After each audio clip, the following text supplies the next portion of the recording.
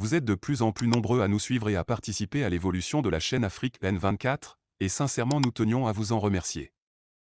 Nous lisons tous vos commentaires qui enrichissent le débat et vraiment nous vous demandons de nous soutenir, en aimant les vidéos pour une large diffusion, et pour continuer à avoir une ligne éditoriale indépendante, et vous proposer de nouvelles émissions toujours de plus en plus enrichissantes. Ne restons pas passifs, soyons actifs. Merci et à bientôt. Les coulisses épineuses des accords coloniaux France-Afrique.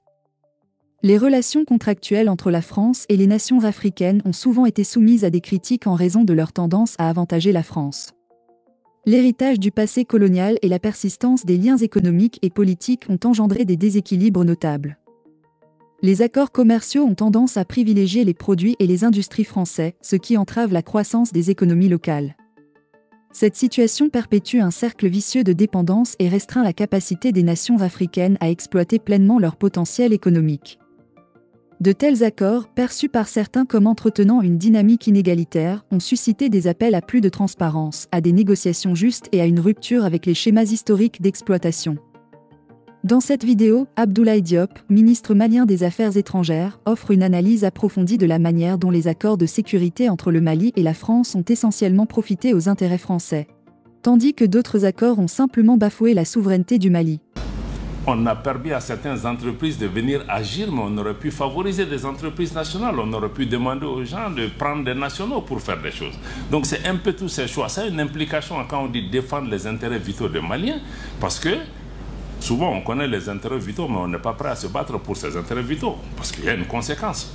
Quand tu veux te battre pour l'intérêt de ton pays, tu deviens la cible.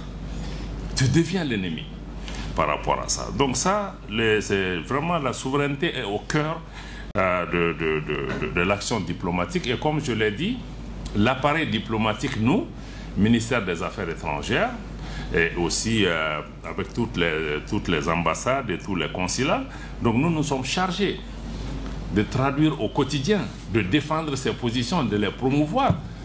Bon, souvent si on doit clasher pour nous faire entendre, on le fera.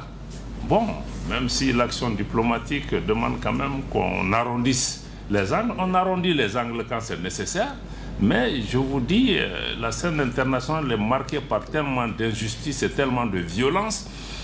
Souvent, il faut sortir des chemins battus pour se faire entendre. Et c'est justement ce qu'on essaye de faire.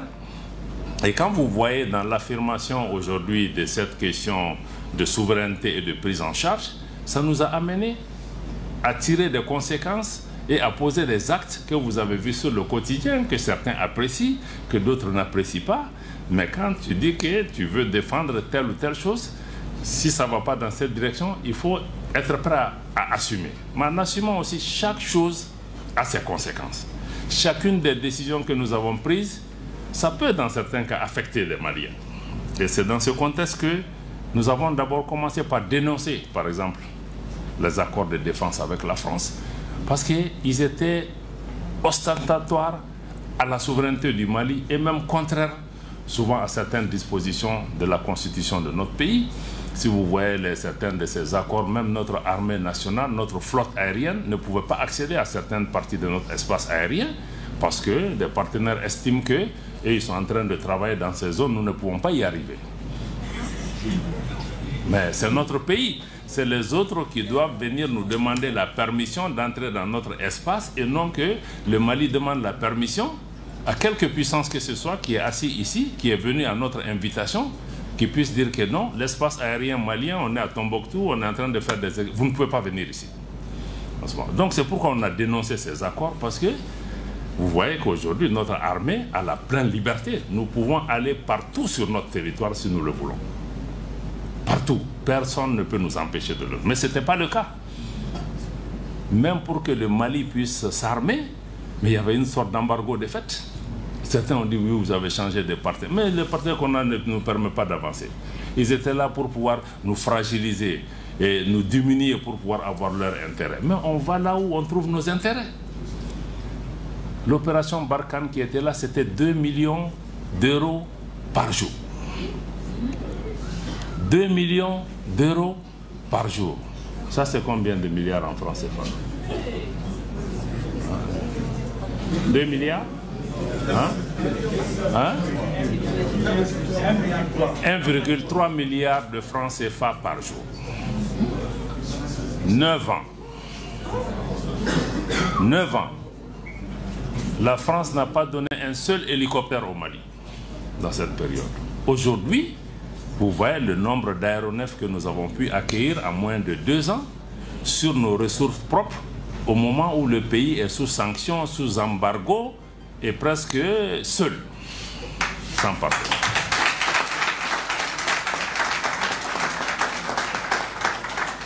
Mais il fallait sortir de ces accords, sinon on n'allait jamais pouvoir arriver là. Sans compter ces pays qui contrôlent la BCEAO, ces institutions. Même si on a l'argent, si on veut acheter des choses, ils vont aller bloquer. Donc ça, c'était vraiment, par exemple, donc, la dénonciation de ces accords et la dénonciation aussi des actes de déstabilisation de la France. Nous les avons assumés. Parce que ça se fait. À un moment, on s'est dit, il faut sortir, il faut le dire. Tous les Maliens le savaient. Mais peut-être que le gouvernement n'avait pas eu encore le courage de sortir et de mettre ça sur la table. Et les preuves sont là. S'ils organisent demain la session spéciale du Conseil de sécurité que nous avons demandé, nous allons pouvoir amener ça. Certains font beaucoup de gesticulations. Il aurait suffi que la France dise que je suis d'accord, amenez vos preuves. Voilà.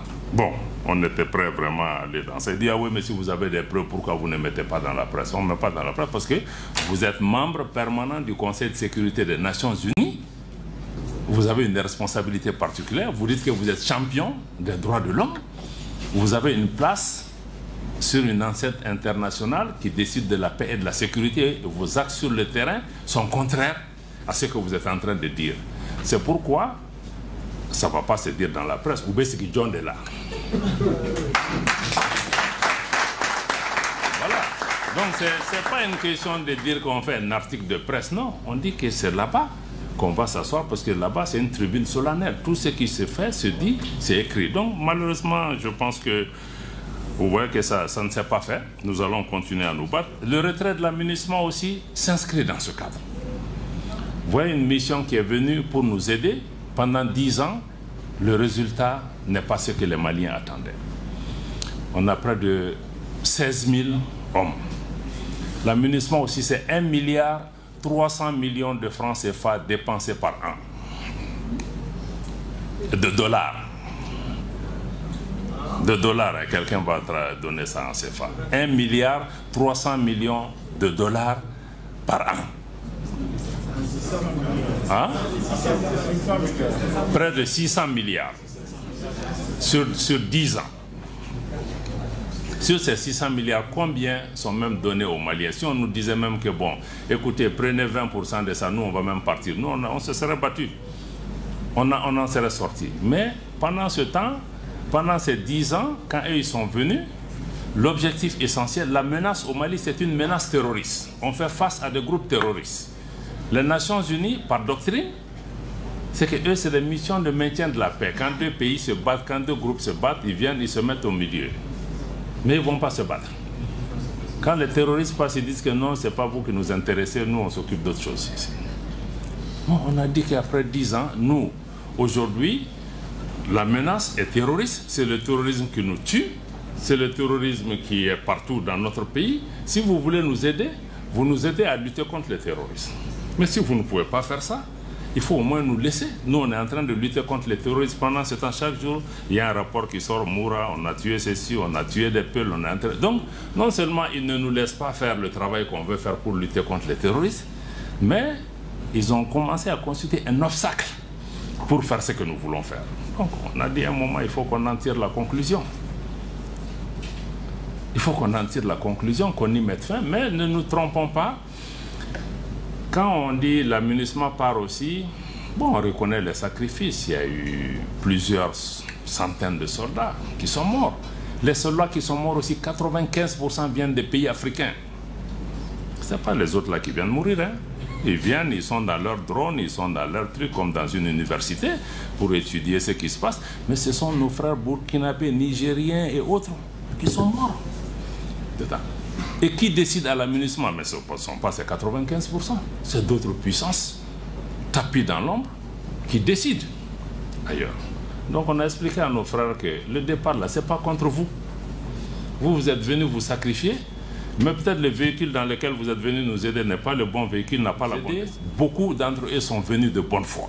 Par exemple, il y a beaucoup de Burkinabés qui sont dedans, qui sont à Ber ou dans d'autres localités, qui sont venus aider de bonne foi. Mais ceux qui tirent les ficelles sont d'autres puissances qui ont perdu pied au Mali, qui cherchent à revenir par l'amunissement pour faire mal au Mali. Et le Mali ne peut pas s'asseoir et regarder ça. Donc on a décidé de tirer une conclusion. Merci. Comme je l'ai dit encore une fois, toutes ces décisions sont extrêmement difficiles. Il y a des milliers de Maliens qui sont certainement concernés, qui ont eu mal à cause de ça, qui ont perdu leur travail. C'est vrai, l'amunissement n'est pas venu au premier point pour développer le Mali ou pour créer des emplois. Ils sont venus pour sécuriser. Ça, ils ont failli. Maintenant, nos frères et sœurs qui sont dedans, l'État s'est organisé pour essayer de faire ce qu'on peut pour pouvoir les accompagner. Mais nous, on ne pense pas qu'au personnel de la malien de l'amunissement. Nous, on passe au tout le pays parce que c'est dans quoi on est là. Mais ça affecte tout le pays, pas seulement ceci. Donc si nous sommes tous affectés là, mais eux-mêmes, ça va être une petite partie dedans. Donc nous travaillons pour pouvoir amener. Donc c'est dire que chaque décision a une conséquence, y compris pour nous-mêmes. Même quand nous disons partez, nous savons que quelque part, ça va faire mal au pays, mais nous disons que dans le long terme, ça va bénéficier au pays parce que nous aurons la capacité de pouvoir nous battre. Parce que tant qu'ils sont là, c'est comme si tu as quelqu'un qui est devant ta porte, qui assure ta sécurité, etc. Mais toi-même, tu n'auras jamais envie de faire parce que tu sais que lui, il est là, il va le faire. Mais si tu sais qu'il n'y a personne, toi-même, tu vas sortir chaque nuit, tu fais le tour, tu regardes. Si tu dois chercher un gourdin pour te défendre, tu vas le faire. Mais tant que lui est là, tu vas dormir. Mais même si lui n'a pas la capacité, tu vas penser que lui va t'aider. Alors, les gens souvent ne sont pas là pour ça.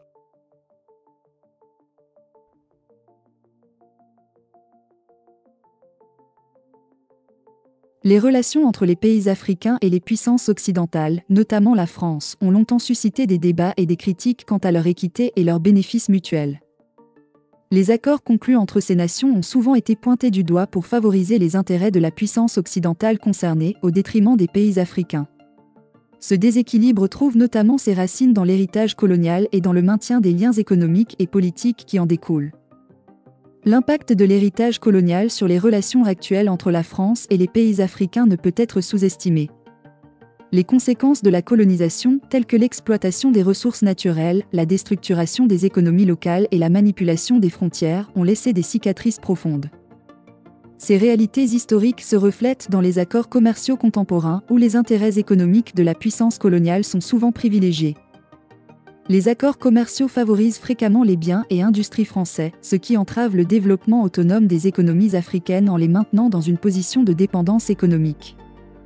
Ce cercle vicieux de dépendance économique contribue à la stagnation du potentiel économique des nations africaines. L'incapacité à développer des industries locales durables et à créer des emplois de valeur ajoutée perpétue la dépendance vis-à-vis des puissances occidentales. Cette situation empêche les pays africains de réaliser pleinement leurs aspirations de développement autonome et de prospérité économique.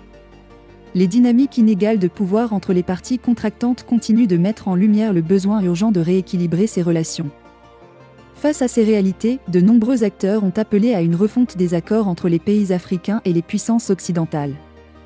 La transparence est un élément clé dans ce processus. Il est crucial que les gouvernements africains engagent un dialogue ouvert avec diverses parties prenantes, y compris la société civile, les chefs d'entreprise et les experts universitaires. Cette démarche permettrait d'aligner les accords sur les intérêts nationaux et les objectifs de développement, tout en prévenant les transactions unilatérales qui pourraient nuire aux pays africains. Le renforcement des compétences en matière de négociation est également essentiel. Les pays africains devraient investir dans la formation de leurs diplomates et négociateurs afin de mieux défendre leurs intérêts et d'obtenir des conditions plus justes dans les accords.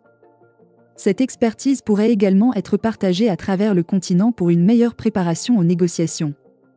Une évaluation minutieuse des besoins économiques, sociaux et environnementaux avant les négociations est un préalable indispensable.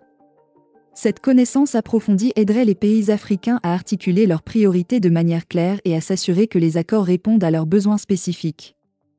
La diversification des partenaires est une autre stratégie à envisager. En ne dépendant pas d'une seule puissance occidentale, les pays africains peuvent créer un environnement concurrentiel qui encourage des conditions plus équitables. Une approche axée sur le long terme est également essentielle. Les pays africains doivent négocier en gardant à l'esprit les objectifs de développement à long terme plutôt que de rechercher des gains immédiats. La création d'équipes de négociation et de conseils consultatifs diversifiés, comprenant des experts en droit, en économie, en commerce et en relations internationales, peut grandement contribuer à des décisions éclairées et à la prévention des pièges potentiels. L'unité fait la force.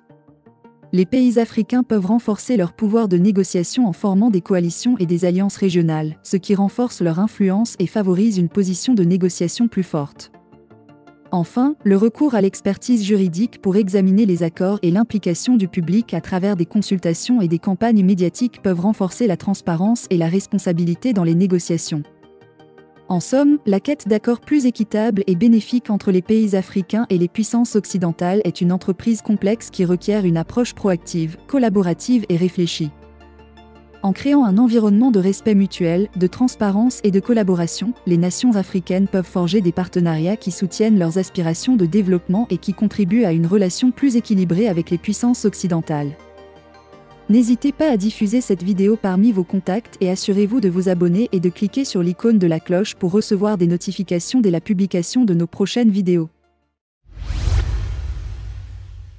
Likez la vidéo si ce n'est pas déjà fait. Laissez aussi votre point de vue en commentaire. Abonnez-vous et cliquez aussi sur la petite cloche de notification pour ne rien rater de nos prochaines vidéos. N'oubliez pas de partager aussi la vidéo et de la liker.